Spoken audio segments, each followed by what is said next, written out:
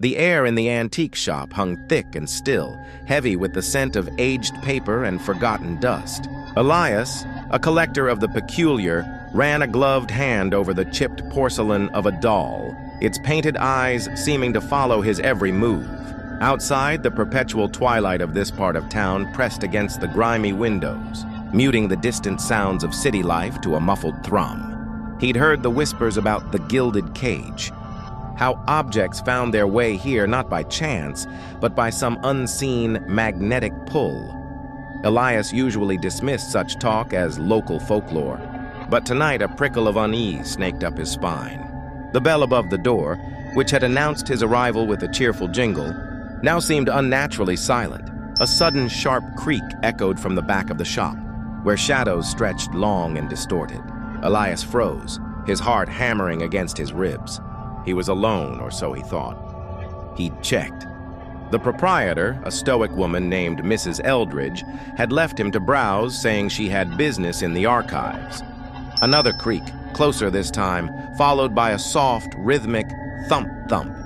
It sounded like something being dragged across the worn floorboards.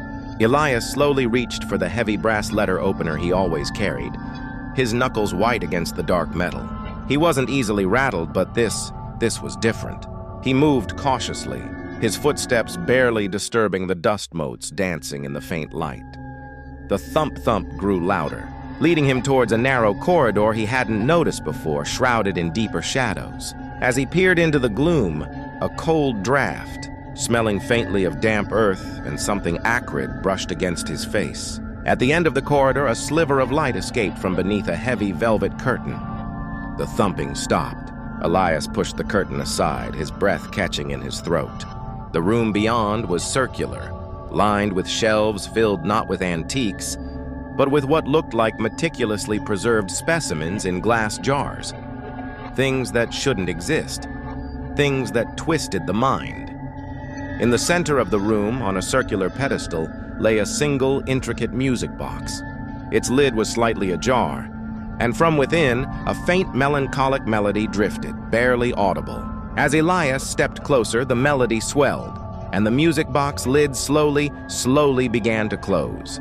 A whisper, cold and dry as ancient parchment, slithered into his mind, seemingly from nowhere. "You shouldn't have come here, Elias." He stumbled backward, the letter opener clattering to the floor. The music box snapped shut with a soft click, and the room plunged into absolute darkness.